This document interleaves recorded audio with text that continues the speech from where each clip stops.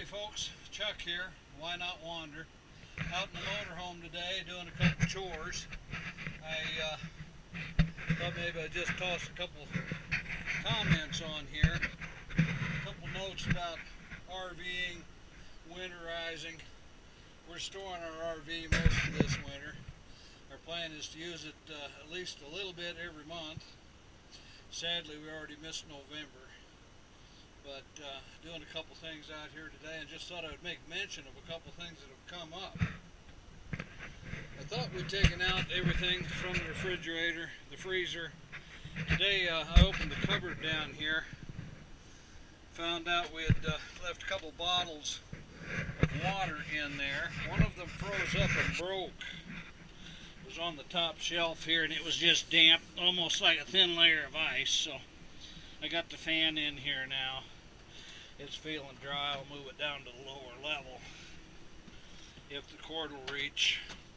Just want to get it dried out. I've got the furnaces running, warming it up so I can get things dried out. Check and make sure I don't have anything else in here that might freeze and break. Also, I've got the generator running. Usually I run the generator. I try to run it at least 30 minutes a month all winter long. Keep things exercised. Recommended, I think, by most manufacturers. Put a load on it. Right now I've got the furnaces running to warm it up, but it's getting plenty warm. I think I'll go back and turn one of the air conditioners on. Our heat control's all back here in the bedroom. If I turn the heaters off because I'm plenty warm, just turn on one of the air conditioners. I did shut off the breaker in the garage. I've got a dedicated shore power hookup just for the RV, so when it's parked it keeps it charged up all winter. But I shut that off, running the air conditioners, running the generator. I ran the engine for a little while, just keep everything lubricated. But also I wanted to mention, while I was winterizing it a couple of weeks ago, down here under the sink, I found a little place where water had been leaking. Maybe all summer, maybe part of the summer. I don't really know, but I fixed that. Let me get down here, I'll just show you a couple things. Had a little fitting here that the water filter screws into under the sink. Then it goes up. It's a water filter specifically for drinking water. It also goes to the ice maker on the refrigerator. And the fitting at the bottom of that filter was split. I don't know if you can see that here very well or not, but this was broke as I was getting ready to winterize it. It has a tube. You take the water filter out, put this in, instead of pumping antifreeze through your filter. I think I can get a little more use out of that, but either way, I wanted to fix that before next winter, before next spring. I'd like to use this without a water leak next summer. But anyway, I got the fitting right here to replace that. This then just screws into that from the top in place of the water filter. Then there's a line up here that goes to the ice maker and also to the drinking water tap. So you've got filtered water for both drinking water and the ice maker. Don't filter all the rest of it because everything else is just hand washing, toilet, showers, things like that. We don't need filtered water for that. But my tip here is, as you're winterizing, check, make sure you don't have any leaks. And just another little side note. First, I'd like to comment on my trouble light here. I'm an ex-auto mechanic.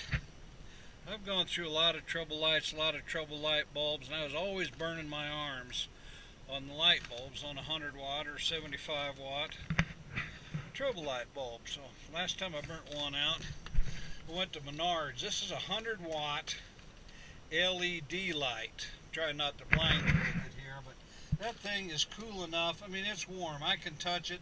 I'm not going to burn myself, and it's tough.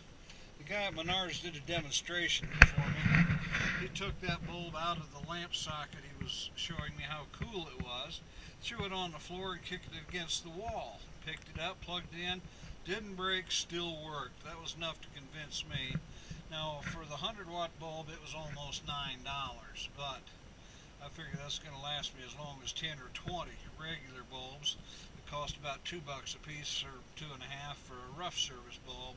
So I'm going to have energy savings. Of course, I don't run it that much. I'm not going to burn myself, and it should last a lot longer. I can get it in tight spaces without fear of melting things. I have melted motorcycle seats and such things that I left a light on before, and that's a lot more expensive than a $10 bulb. But one last thing, as I was putting this together, it's been a couple of weeks since I bought the part, since I glued the pipe together right here, and I got a fitting that had a gasket in it that this could screw down against, so I didn't have to over tighten trying to keep it from leaking. But I couldn't see, I couldn't tell, I couldn't feel for sure if that gasket was in there.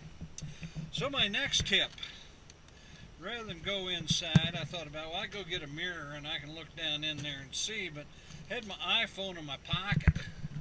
What I did, I turned my iPhone on, I selected camera, and I held it over here with the light shining down, took a picture, and I could see down in there that gasket was in place. Just a little handy little tip. Sometimes iPhones serve more than just for telephones or text messages. In this case, I used it for an inspection mirror. A lot of times when I'm going to the store, I'm going to need a part. I'll take a picture of what I need so I can show it to them when I get there. One of the handiest things ever. So, don't forget to take water bottles out of your camper for the winter.